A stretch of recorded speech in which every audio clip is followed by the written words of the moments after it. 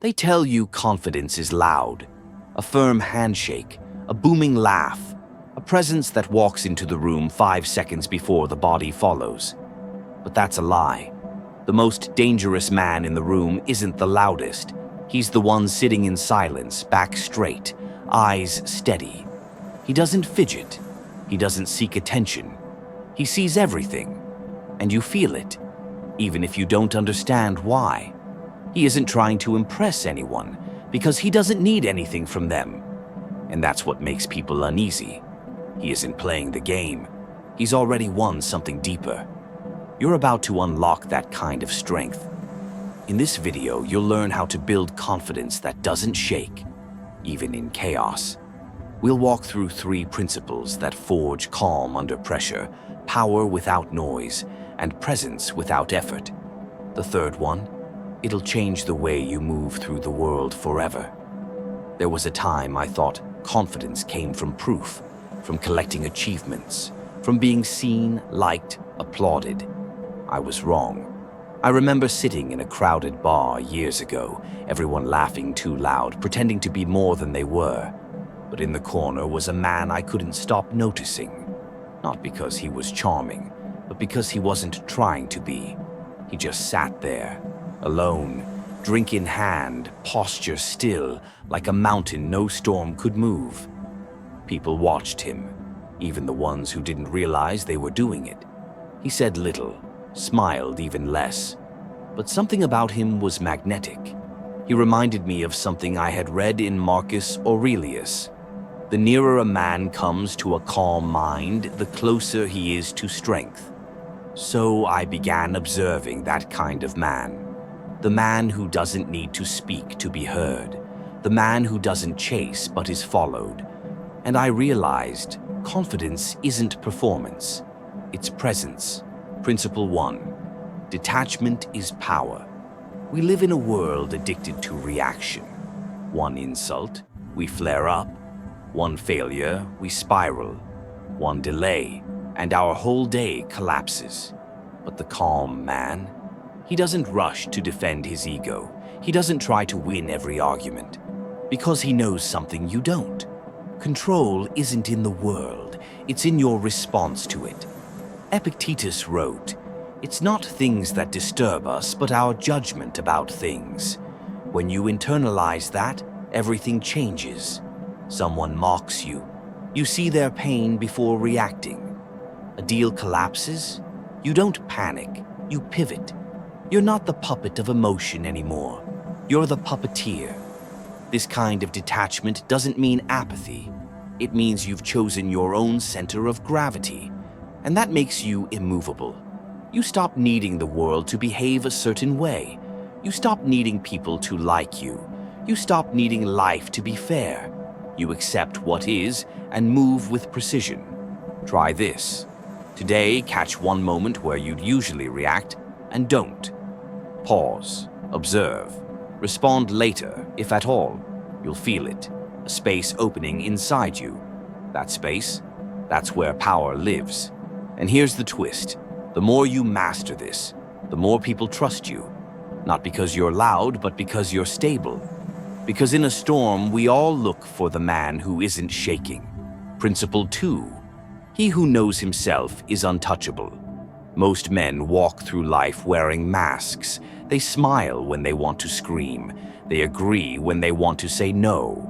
They chase approval like oxygen. But here's the problem. If your self-worth comes from the outside, it can be taken from the outside. And that makes you weak. You become a slave to validation. You perform, posture, pretend, hoping someone out there will confirm your worth. But the calm man, he's already confirmed it himself. He knows his flaws. He's familiar with his darkness. He's made peace with his past. So no insult sticks. No rejection breaks him. No praise inflates him. Seneca said, "No man is more unhappy than he who never faces adversity, for he is not permitted to prove himself." The calm man doesn't fear being tested because he's tested himself in private. He's failed in silence. He's confronted his shame. And from that furnace, he's emerged, not perfect, but unshakable. Try this. Write down the 3 things you're most ashamed of. Don't justify them. Don't spin a story. Just face them, plainly. Then ask, what did these teach me?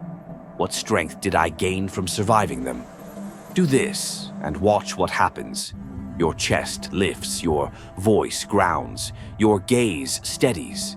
Because the man who knows his own scars cannot be wounded by others. Principle 3. Stillness is a weapon. They think stillness is weakness. They mistake quiet for submission. But a man who can remain calm while the world burns around him, that man holds real power. Stillness is not the absence of thought, it's the presence of control. While others react, flail, panic, he sees, he waits, he calculates. Because he's not moved by impulse, he's guided by principle. We live in a culture that rewards immediacy, react fast, post fast, speak first, buy now, rage now. But the calm man doesn't operate by the timeline of the crowd. He responds when it's time, not when he's provoked. This discipline of stillness comes from daily practice. You don't just become calm, you train it. Marcus Aurelius said, if you are distressed by anything external, the pain is not due to the thing itself, but to your estimate of it. Every time you sit in discomfort without escaping it, every time you resist the urge to prove yourself, every time you delay gratification, pause before speaking, breathe before deciding, you sharpen your blade. This is how warriors were made in ancient Rome and Greece, not by brute strength, but by mastering their reactions, by knowing the real enemy isn't the world, it's their own mind. Let me tell you about a friend of mine. We trained together in silence, not in the gym, but in life. He went through hell, lost his business, his relationship, his name. People laughed, talked, wrote him off. But he didn't respond, he didn't post, he didn't explain. He showed up, he rebuilt, he stayed silent and lethal. Now, he's miles ahead. The same people who mocked him now seek his approval. And he doesn't give it. Not out of spite, but because he doesn't need them anymore. That's the lesson. Your stillness is your proof, not your words, not your image, not your explanations. Try this. The next time someone provokes you, do nothing. Let them squirm in your silence. Watch their need for a reaction, and you'll realize the one who doesn't flinch controls the room. Stillness is how you protect your peace. Stillness is how you make them uncomfortable without trying. Stillness is how you win without war. Living with nothing to prove. This is the highest level. When you walk into the world with no need to justify your presence, no urge to convince anyone, no hunger for status or applause or revenge. You're just there, centered, unshaken. That's when people feel it, that quiet pressure, that grounded energy. You don't demand respect, but they give it. Because deep down they know. You've already faced yourself. The man who has nothing to prove can't be manipulated. He doesn't chase because he has already arrived. He doesn't fight every battle because he only picks the ones that matter. And most battles, they don't matter. This mindset doesn't make you passive. It makes you precise. You still act, but your actions come from purpose, not pride. From strategy, not spite. Try this. Each morning, ask yourself, what am I trying to prove today, and to whom? If the answer isn't in line with your values, you don't act on it. This is how you move like a king without needing a crown. How you walk into a room without seeking eyes and still command them. How you live a dangerous life, not because you threaten anyone, but because nothing can threaten you. The most dangerous man is not the strongest, not the richest, not the loudest, not the smartest. He's the calmest, because calmness comes from clarity. Clarity comes from pain, and pain, once mastered, becomes power. He doesn't fear what's coming because he's already survived what would break most men. So, the next time you feel small, reactive, insecure, pause. Close your eyes. Ask, what would a calm man do? Then do that. Even if your voice trembles, even if your hands shake, do it anyway. That's how it begins. How to train yourself into unshakable calm. Step 1. Control the breath. Control the mind. You can't think clearly when your heart is racing. You can't act with intention when your breath is shallow. Your nervous system rules you unless you train it. And it starts with the breath. Before words, before thoughts, before action, there is breath. You felt it before. That moment right before the panic, right before the anger, right before the regret. If you had paused just for a few seconds, everything might have gone differently. You would have responded instead of reacted. You would have seen clearly instead of emotionally. You would have kept your power instead of giving it away. Stoics weren't just thinkers, they were practitioners. They trained their body to obey the mind, and the mind to obey reason. That begins with stillness, and stillness begins with breathing. Try this now. Inhale slowly through your nose for 4 seconds. Hold it for 4. Exhale through your mouth for 6.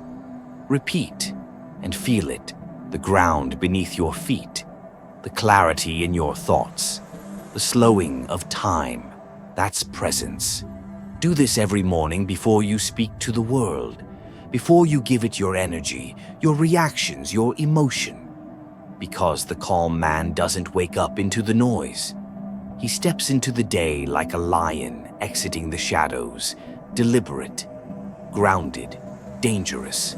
Step 2. Embrace voluntary discomfort. Most men avoid pain. They dodge discomfort like it's disease, but that's what keeps them weak. You can't build stillness in comfort. You can't develop grit on a silk pillow. Epictetus was born a slave.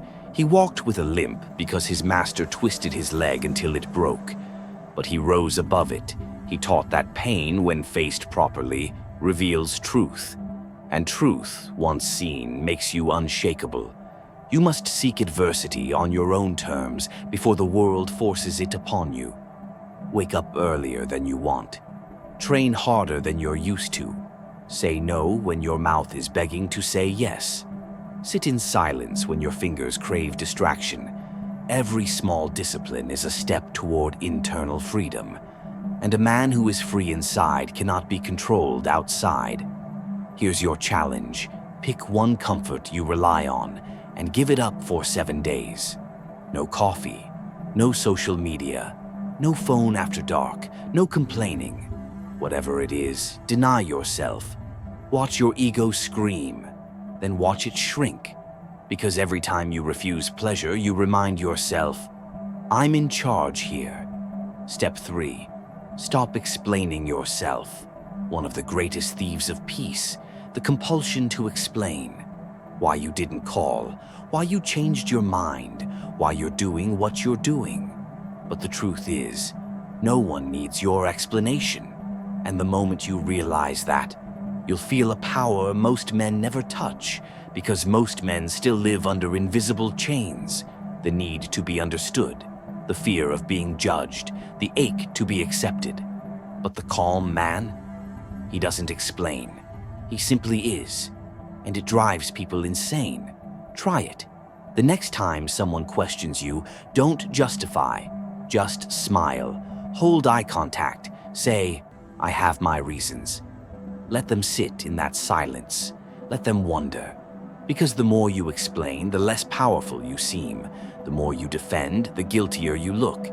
And the more you chase approval, the more you repel respect. Remember, the wise man speaks because he has something to say. The fool because he has to say something. Swing Plato. Be the wise man. Let your actions be your proof. Let your silence be your boundary. Let your peace be your statement. You are becoming that man. You felt the pull. That quiet voice in your chest saying, there's more to you than this. You're not meant to be reactive. You're not meant to live in fear. You're not meant to explain, impress, or chase. You're meant to stand firm, speak rarely, move with purpose, because the most dangerous man isn't the one who lifts the heaviest. He's the one who carries his mind with silence, strength, and stillness. Now is the time to become him. Not tomorrow. Not when you feel ready. Now start small. Breathe with control. Say less. Endure more. Detach from noise. And soon, without trying, you'll walk into rooms differently. Not louder, just unbothered.